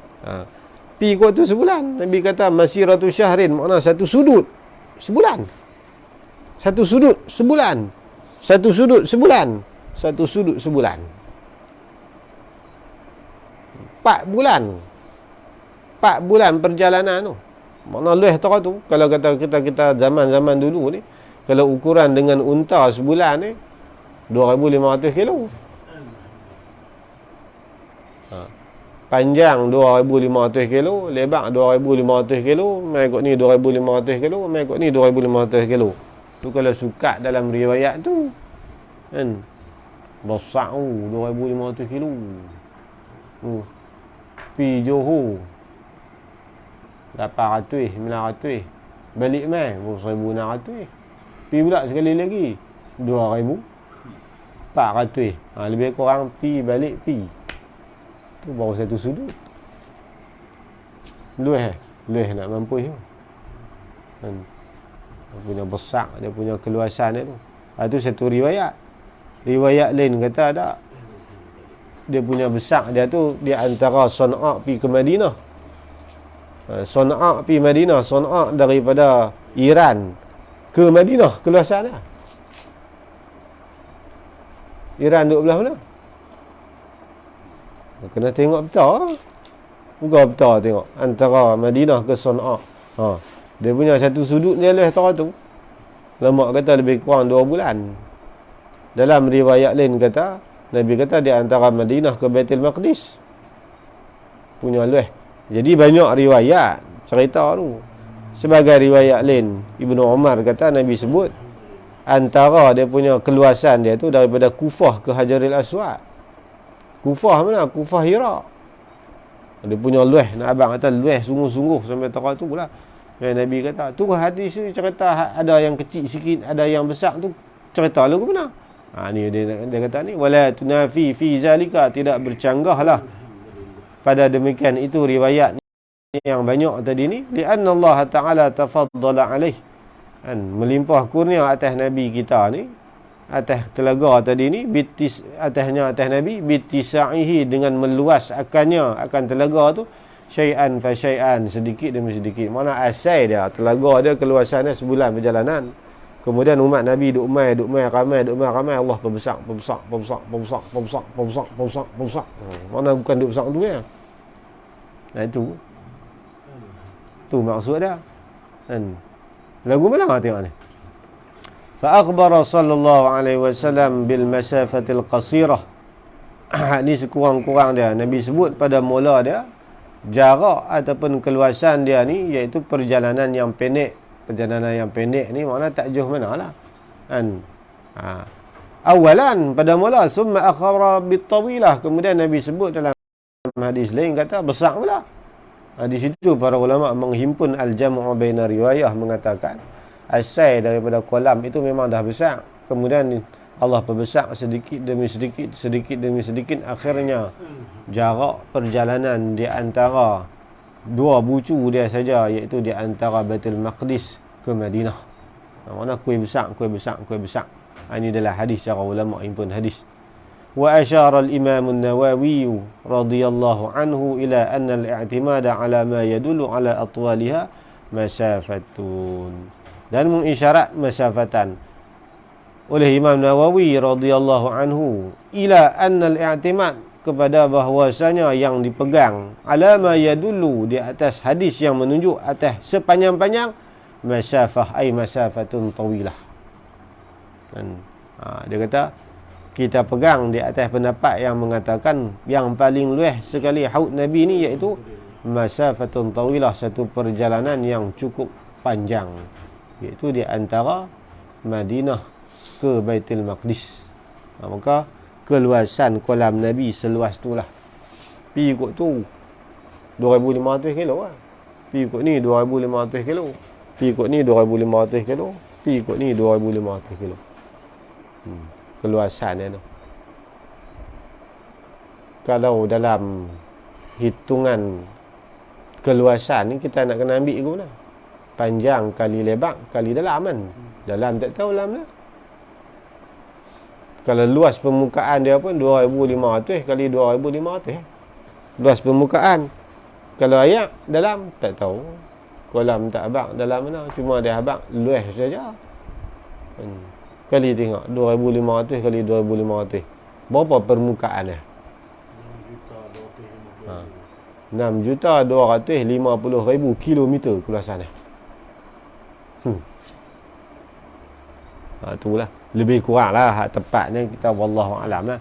Cuma ulama sebut berdasarkan hadis yang mengatakan daripada Madinah sampai ke Baitul Maqdis tu kan, hadis riwayat Abu Sa'id Al-Khudri. Kalau tengok dalam Sunan Ibnu Majah ada sebut. Itu paling besar lah. Manawi kata gitu. Kita nak pegang mana hadis yang menunjuk hak paling besar. Paling besar mana? Paling besar kali masa Fathul Tawilah. Mana 6,250,000 kilometer persegi. Permukaan bukan lebih banyak ayat tu kan. Habis. Kita ambil sikit lagi. Tak habis lagi. Ni nak catat ni panjang ni. Oh dah. Sikit-sikit kita habis sikit lagi. Wa qad warada, dan sesungguhnya telah datanglah hadis annal atfal al muslimin hawlahu. Dalam hadis lain Nabi cerita Allah tugaskan kanak-kanak dari kalangan orang Islam yang mati ni, mati kecil lah, budak mati kecil. Dia panggil wildan. Wildan ni anak-anak kecil yang menjadi penghias dan juga tukang pelayan syurga. Puak-puak ni dalam hadis kata Allah tempatkan kanak-kanak kecil dari kalangan anak orang Islam yang mati kecil ni, Allah letak mana haulahu di sekitar kolam. Puak-puak ni dia jadi penyambut tetamu. Menyambut tetamu makna kita pergi di kolam tu bukan cedok ke diri. Depa ni tolong cedok sila Tuhan. Siapa dia? Wa alaihim, dan ke atas mereka itu atfal ni aqbiyatud dibaj, kubah-kubah yang diperbuat daripada kain sutera, wa manadil lun min nurin, dan sapu-sapu tangan yang dibuat daripada nur tu. Makna jemput orang-orang yang minum daripada telaga Nabi ni di bawah kubah yang dibuat daripada sutera dan sapu-sapu tangan daripada nur. Kanlah ni kita kalau pergi minum tempat-tempat high special sikit ni, sapu tangan boleh bagi orang kan. Bukan setakat lapik tu, bukan bagi baju dia sumat masuk tangan lagi. Tu cara makan orang BBIP lah. Jadi ni tetamu-tetamu BBIP yang Allah jemput untuk minum di kolam Nabi ni. Ada kain-kain ni, tapi kain tu bukan kain koman ni. Kita tengok kain hotel pun macam nak curi lah, tengok elok. Dia punya elok. Rasa macam kaya tak tengok, pada hati tu pejabat banyak. Kalau pergi Kediri taubat tak boleh. Wa bi aidihim, dan ada pada tangan-tangan kanak-kanak ni abariq. Abariq ni ibrik ni ceret. Tu ada buah yak lepas cedok buah yak tu. Tuanglah gelas, tuang persila dekat kita ni. Ceret tu buat daripada apa? Min fiddatin, ay masnu'un min fiddatin. Ceret yang dibuat daripada perak. Semua apa kakak syurga ni, bukan kakak ni. Wa aqdahun, dan mangkuk-mangkuk. Mana mangkuk-mangkuk ni? Bekas minuman lah. Kita kata gelas lah. Termasuk dalam qadah. Qadah ni asal dia maksud mangkuk. Negeri Qadah Darul Aman. Negeri mangkuk. Apa maksud mangkuk? Ada makna masuk. Ada cerita sejarah banyak kan. Maksud mangkuk tu. Jadi bekas-bekas yang kita nak minum nanti ni di haud Nabi ni, min zahabin, diperbuat daripada mah syurga. Jadi budak-budak ni bagi minum kat siapa? Dekat semua orang ke? Dah. Yasqawna aba'ahum wa ummahatahum alladhina sabaru 'inda faqdihim. Tugas mereka hanya melayan mak bapak mereka sahaja. Bila? Ni. Alladhina sabaru, iaitu ibu-ibu dan bapa-bapa yang bersabarlah mereka itu 'inda faqdihim, di ketika mati mereka. Ni anak-anak mati kecil. Orang yang mati, anak mati kecil, Allah bagi kelebihan bagi mereka ni, anak-anak mereka ni duk tunggu dah sana nak jamu pak mereka. Kan? Nak jamu pak mereka tu. Tapi syarat mereka bersabar di atas kematian, kehilangan anak tu. Kan? Jangan duk meratui. Sedih siapa apa sedih. Kan? Sedih tak jadi masalah. Yang jadi sedih ni meratui. Niyahah, meracau, tak puas hati. Kan? Tak boleh terima. Hal tu tak dapat lah. Wa ammal ladzina sakhitu, adapun mereka-mereka yang marah, tak puas hati, protes, kan, fala yu'zanu lahum fi suqihim, maka tidak diizin bagi mereka itu pada minum kan mereka. Mana pokok ni walaupun anak mereka mati kecil, tapi disebabkan mereka tak boleh sabar, mana tak boleh suratan takdir, tak boleh terima, duk protes pasal apa ambil anak aku, dah lah nak mengandung pun 8 tahun baru boleh mati pula. Kan? Orang lain banyak anak, ambil lah anak mereka bang seorang. Lagu tu tak boleh. Sabar kata tak apalah. Abuan kita nak buat macam mana? Sedih memang sedih. Hal lagu tu boleh minum. Kira yang terima layanan budak-budak kecil ni hanya bapak dia saja. Adapun mukmin lain nak masuk tak ada layanan tu. Aduh, cedok ke diri. Sama juga lah dengan bapak betul nonton pun tak ada apa lah. Hau gitu. Tak ada. Itu apa-apa hak anak-anak kecil tu lagu mana? Khidmat dekat siapa? Tu wallahu a'lam. Kan? Barangkali boleh jadi Allah suruh khidmat dekat para kekasih-kekasih dia. Kan? Hak istimewa. Habis tu. Nanti kita akan masuk. Bukan tertentu bagi umat Nabi sahaja. Mana? Bukan semua tu. Bukan semua. Umat Nabi kita pun bukan semua boleh minum. Wahabi tak boleh tu. Kita akan cerita ni. Kan? Pok-pok yang menyimpang daripada ahli sunnah wal jamaah tak dapat. Pok ni tu sahaja ada telai ayat liok saja ya. Ni yang malaikat sampai 70,000 duk kawal. Kan dalam hadis lain cerita. Malaikat 70,000 duk kawal. Mana mai datang hang Wahabi woi. Orang tak pi jauh. Tak boleh minum.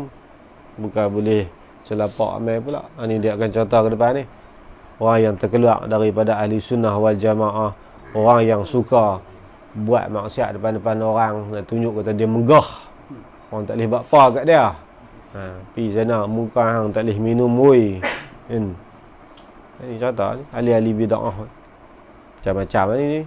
Dalam Qurtubi cerita panjang lah dalil-dalil dia tu. Orang yang diusir tu yang Nabi cerita, taridu ummati 'alal haud, taridu ummati 'alayya al-hauda, datanglah umat aku ke atas aku ni akan haud. Makna depa mai kat Nabi ni untuk pi telaga Nabi, tapi wa ana azulu nas, tapi aku hambat pok ni. Nabi kenal. Nabi kenal. Kan yang hambat tu pok-pok tadi itulah. Hak geng-geng lagu ni umat Nabi lain pun mai. Nabi hambat pi serupa dengan tuan unta yang mana bila dia jamu makan unta dia, unta lain mai dia hambat tu lah. Tu dibakar terjemah azudu dengan makna ligan perambat. Terjemah dibakar sedap. Kalau bahasa Arab ni azudu ni makna menolak. Dia nak sedap bahasa kampung ni, azudu Nabi kata aku ligan perambat lah. Dia bakar terjemah azudu ligan perambat. Jaga kawasan ni hanya semata untuk umat Nabi Muhammad. Hari ada lagi. Belakang ni setiap Nabi dah. Tapi keluasan ni pun tak sama besar. Tapi telaga lain-lain lah. Telaga lain-lain. Setiap Nabi, inna likulli nabiyyin haudan. Nabi kata ada bagi setiap Nabi ni dia ada telaga dia masing-masing. Telaga dia, umat dia pergi minum. Telaga umat tu pergi minum. Nabi Saleh seorang yang kata Imam Wasiti tak ada telaga.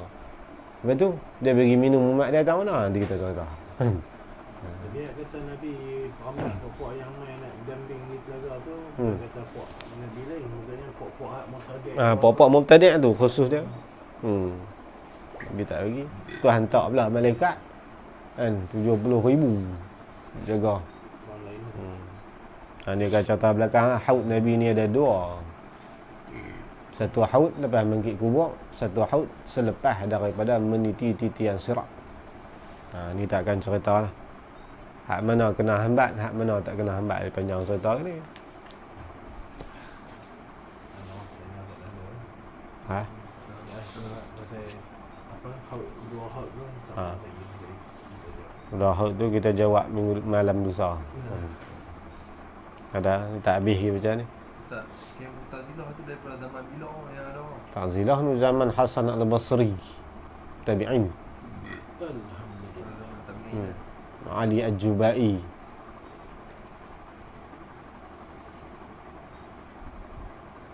Mana Hasan al-Basri lagi Mu'tazilah. Abu Ali Jubai ni pak tiri kepada Abu Hasan al-Asy'ari. Lepas pada tu berkembang Mu'tazilah. Aqidah Mu'tazilah, Rafidah, Khawarij, Murji'ah. Kan itu semua apa-apa yang diusir daripada kolam telaga Nabi ni. Ini kita akan cerita nanti apa-apa yang diusir, yang tak boleh masuk dekat ni. Puak ni tak ada peluang, Allah tak bagi.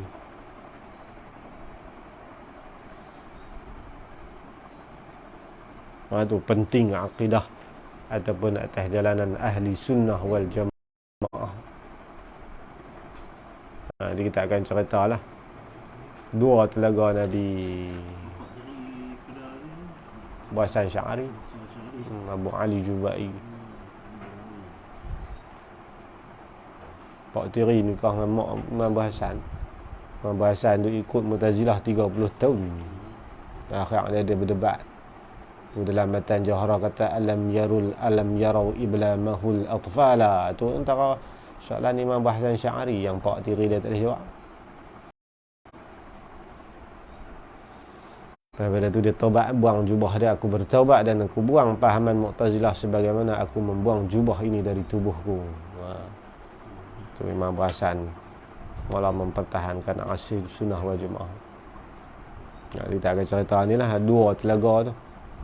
Dan keadaan umat Nabi kita ni ada dua kelompok besar. Satu kelompok yang boleh minum, pak ni tak kena hambat. Satu kelompok lagi yang kena hambat. Yang kena hambat pun ada dua jenis. Yang pertama kena hambat sampai terus tak boleh minum. Satu lagi kelompok yang dihambat lepas tu boleh minum. Mula kena hambat, lepas tu boleh minum. Boleh minum tu tahu nak apa faedah? Kan? Boleh tak boleh hambat, lepas tu boleh minum. Kan? Ada yang pendapat mengatakan boleh minum selepas sirat. Lepas pada tu dua atas sirat apa nama kan dia?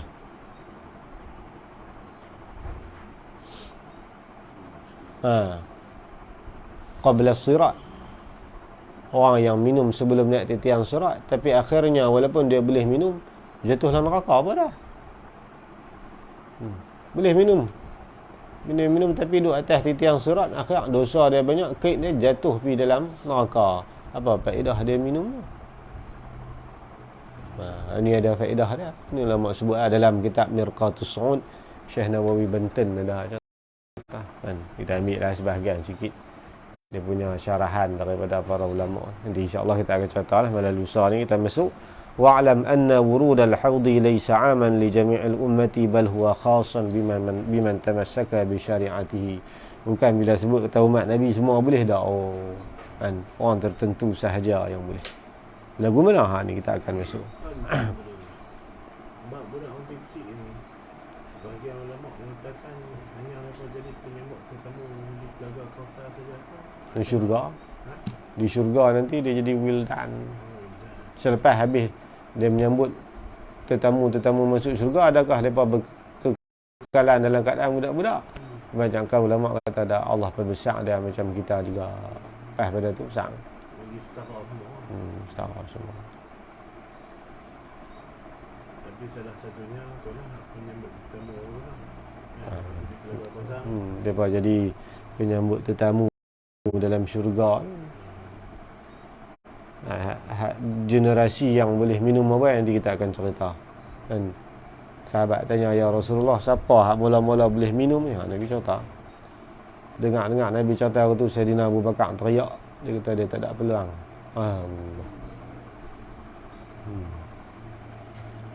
Yang Bakar teriak tu kita sengap. Kan?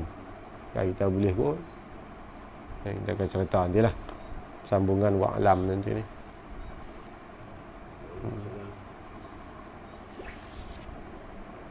Oh, ada soalan.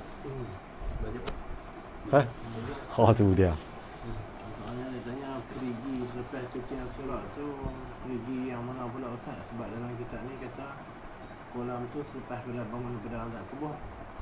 Bangun daripada kubur. Dia ada 2 haud. Di sini dia cerita 1 haud dulu. Haud yang kedua kita akan cerita insya-Allah malam lusa. Kan? Haud yang kedua tu tidak ada pengusiran. Mana yang betul-betul selamat tu yang kata lepas titian sirat tu ulama bertikai lah. Kalau lepas titian sirat buat apa nak masuk syurga lah. Dia kita akan jawab situlah perbahasan di antara para ulama mutakallimin antara pendapat-pendapat mereka ni. Tu nanti insya-Allah malam lusa saya cerita 2 haud. Kalam Nabi ni ada 2. Ini sebahagian ulama sebut gitulah. Banyak ulama memang Qurtubi pun pegang 2. Habis. Okey. Soalan kedua pula soalan ni banyak soalan dah. Oh. Sama tadi dia kata amal yang memberatkan timbangan mizan ialah hafalan. Adakah apa berat timbangan mizan tu adakah mengikut huruf yang dibentuk dalam memberatkan atau berat bagi hafalan yang ingat dan tak ingat? Hafalan. Amalan memberatkan timbangan mizan ialah hafalan. Adakah mengikut huruf yang dibentuk datang memberatkan atau berat bagi hafalan yang ingat tak ingat? Soalan ni saya confuse sikit ni. Oh, dia tanya amalan apa hafalan tu mai hak mana ingat saja ke kan?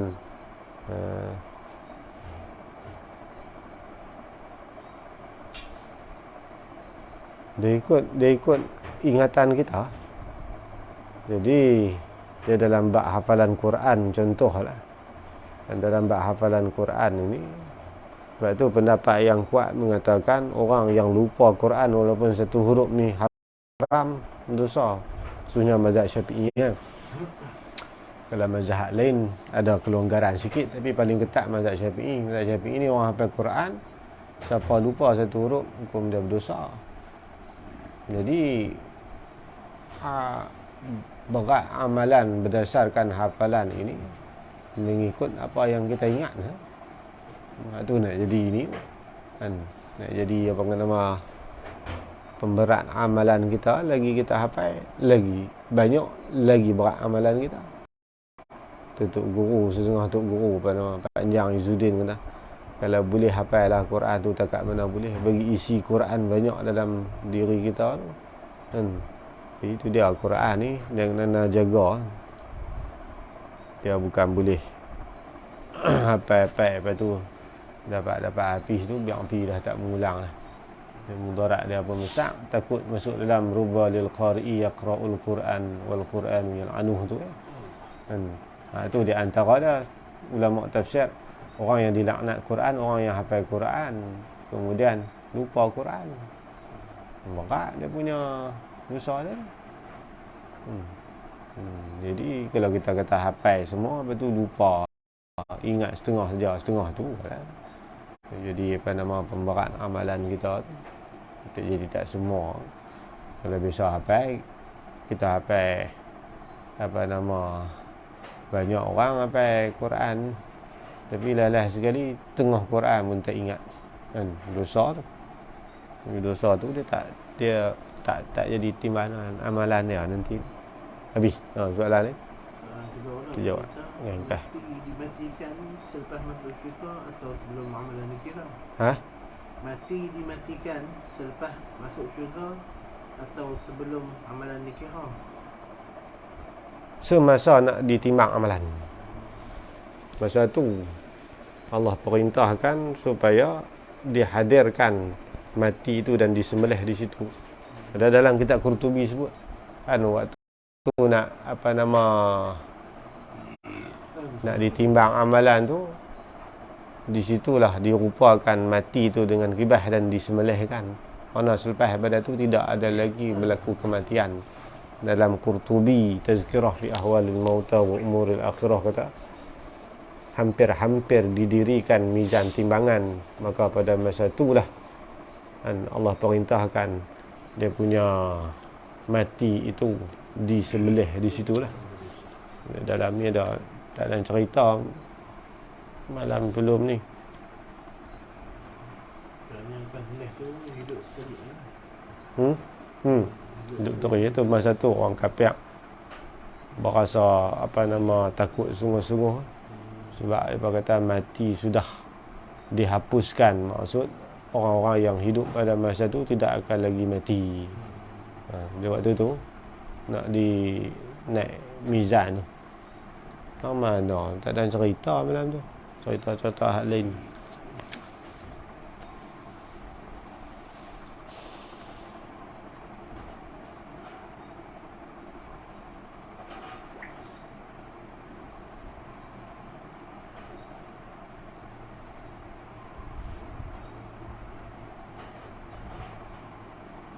Soalan lain? Adakah kita boleh bertegur wajah ulama ikutan kita? Kita dengar kelebihan mereka dan hati kita merindui mereka. Imam Sya'rani contohnya, Imam Syafi'i, Imam besar. Kita pelajari dari kitab-kitab, hati ingin melihat mereka walaupun amalan mereka tidak tertanding kita yang di belakang. Adakah kita boleh bertegur wajah ulama ikutan kita? Tegur ni bergambar ke apa? Tegur ni kalau akhirat boleh menziarahi. Akhirat nanti kita cerita bab syurga kan. Bab syurga ni, ahli syurga sesama ahli syurga ni menziarahi. Kalau kita atas dunia ni, kita dengar banyak cerita ulama-ulama awliya-awliya yang besar. Nanti akhirat, walaupun kita kata mungkin dalam satu perhimpunan kita tak hidup sekali dengan mereka sebab mereka perhimpunan lain, tapi termasuk dalam firqah najiyah juga kan. Sebab dalam ni cerita ni, sebab dalam kitab Mula Ali Qari sebut dibarisi ahli syurga ini sebanyak 120 saf. Satu saf tak terhitung banyak mana, hanya Allah Ta'ala sahaja yang mengetahui. Dalam ramai-ramai di kalangan manusia dan jin ni, hanya 120 saf sahaja yang masuk syurga kan. Allah beritahu dekat Nabi, daripada 120 saf tu umat Nabi sebanyak 80 saf kan. Dalam Tuhfatul Awazih dah cerita kan. Jadi 80 tu bukan duduk sebaris semua. 80 saf tu kan, diikut kita generasi mana, kita duduk saf mana pun tak tahulah. Harap-harap kita duduk dalam 80 saf tu lah kan. Jadi di akhirat nanti apabila dihimpunkan masuk dalam syurga, maka masa tu barulah kita boleh ni dengan mereka tu kan. Tapi adalah ulama bahas sikit, ulama-ulama tasawuf bahas kan, berkenaan dengan adakah ditempatkan kita ini bersama-sama dengan para waliullah. Maka dari segi makam amalan kita, makam kedudukan kita dengan para awliya dan ulama memang takkan sama sekali. Cuma di akhirat nanti Allah akan pertempatkan kita bersama dengan para awliya ini melalui satu sahaja jalannya, iaitu jalan mahabbah. Makna kena ada tanam perasaan kasih dan sayang pada awliya dan para ulama sekian-sekian. Dengan sebab ada tautan kasih sayang tu, Allah akan tempatkan bersama para waliullah. Itulah yang disebut oleh para ulama, salah satu tu yang Allah buka jalan bagi kita umat di belakang ni, yang mana kita boleh bersama dengan generasi-generasi di awal Islam, yang mana kita nak berhubung dengan mereka ni hanya melalui jalan mahabbah sahaja. Ini besar jalan mahabbah kan, makam kasih, makam sayang, makam cinta kepada para kekasih Allah ni lah yang akan menghubungkan kita dengan kedudukan para awliya dan para ulama. Itu je. Dari segi amalan, memang amalan kita tak ada kan. Nak tandingi para ulama dulu gimana? Generasi salafus salih sembahyang sunat 1000 rakaat, baca Quran hari-hari khatam 4 kali, Imam Nawawi kata kan. Hafal Quran ni sampai jutaan hadis Imam Ahmad mah. Nak lawan ke mana kan? Tak ada. Kalau segi kedudukan, ranking kedudukan, kita tak akan sama kan dengan ulama-ulama dulu. Cuma jalan mahabbah tu lah, jalan cinta. Al-mar'u ma'a man ahabba kan. Seorang Badawi Jalan mai kat Nabi masuk, ya Rasulullah, kiamat bila kiamat? Tanya orang tu. Nabi kata, hang sedia apa nak kiamat? Dia kata, saya tak ada sedia lain Rasulullah. Bayang pardu-pardu gitu sunat pun buat gitu-gitu ya kata. Tapi Rasulullah, saya cinta kat Rasulullah. Nabi kata, al-mar'u ma'a man ahabba. Seseorang itu akan ditempatkan bersama dengan siapa yang dia kasih atas dunia ni. Orang lekeh sahabat boleh duduk dengan Nabi dengan sebab kasih mereka ni melebihi daripada kasih yang lain. Nabi duduk nombor 1, boleh duduk dengan Nabi. Itu dipanggil makam mahabbah, makam kasih kerana Allah. Nabi itu. Ada soalan boy? Memaki ulama, contohnya, adakah seseorang itu akan mendapat habuan? Maki ulama ni, kalau ulama yang benar dengan Allah, dalam kitab Zawajir Imam Ibn Hajar kata dia tu murtad pada membenci ataupun memaki para ulama. Malah dalam Zawajir kata kalau memandang ahli agama dengan pandangan yang hina pun dia tu murtad. Maki para ulama ni, Allah. Habis pun kalau kata ada khilaf ulama mengatakan begitu, tetap dosa dia besar. Kan? Macam Pak Wahabi ni, tak ada Wahabi yang tertib dengan ulama. Semua maki para alim ulama. Mencerca, menghina, mengutuk generasi para ulama. Imam Nawawi dia kata kufur sebab takwil Quran hadis. Bukhari boleh berkata. Kalau kita ngaji kita hadis besar, buka kitab depa tu. Imam Bukhari boleh balun. Wah, duduk di mulut depa Sahih Bukhari. Ulama-ulama ni, tengok ulama buat pengulasan, pengujahan lepas tu apa? Khata'un zahirun. Ini kesalahan yang cukup nyata. Dah lah Imam Bawawi mati 1000 tahun dah, coba dia ada. Sigai orang tak ada. Begitulah. Lepas banyak mencerca. Maulana Husain kata Wahabi ni dia mengajak orang awam supaya kurang ajak dengan para ulama. Jadi kita tengok kata-kata dia cukup dahsyat tu. Cukup dahsyat buat ni. Ni puak-puak ni tak mau ke darah yang telaga ni. Habis. Tu dia sampai peringkat kufur buat dah. Soalanlah, orang yang koma adakah kena qada solat seperti contoh aksiden? Hilang akal. Koma hilang akal kan? Ya. Tak payah. Waktu koma tak payah. Dia sedang koma. Sebulan dia koma. Kan? Tarikh 1 hari bulan sampai 30 hari bulan. Bulan depan baru dia sedap. Koma ni dia hilang akal. Kalau tidak dia tak hilang akal, dia menutup akal. Syarat wajib sembahyang sabit akal. Lepas tu orang yang koma, apabila dia kembali menjadi siuman, maka tak wajib dia qada pada masa dia hilang akal.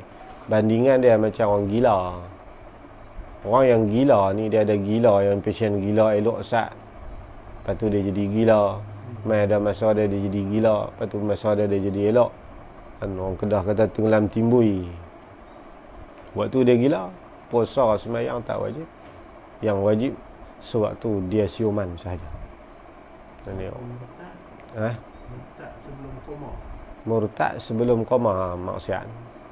Maksudnya dalam koma ni pun dia kena qada sebelum gila, sebelum koma. Dalam koma gugur sebab dia tak sabit akal. Wala yajuzu tarkuha liman aqal. Tak boleh tinggal sembahyang selagi mana sabit akal. Sabit akal ni ulama kata sama ada akal dia ada elok ataupun tertutup akal. Tertutup akal ni satu saja, lena. Lena dia tak hilang akal. Imam Ghazali kata yang hilang akal koma, gila, kan, mabuk, tu hilang akal.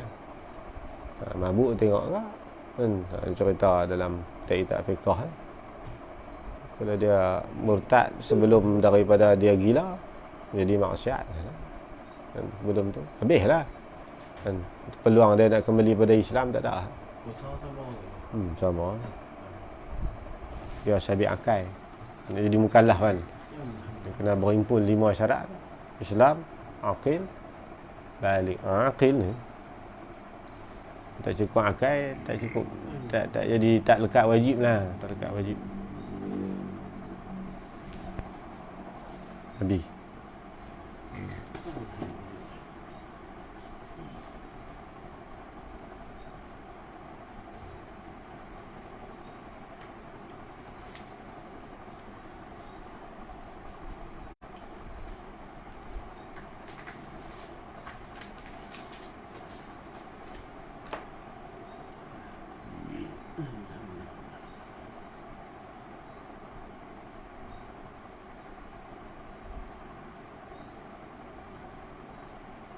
Tak ada tulis dalam mana tu.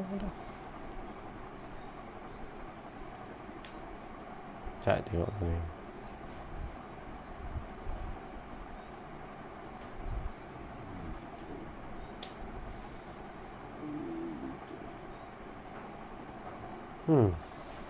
Tak ingat tulis tahu mana, tapi dalam kitab Qurtubi ada okey, sembelih mati dah. Masa nak tegakkan neraca timbangan ni.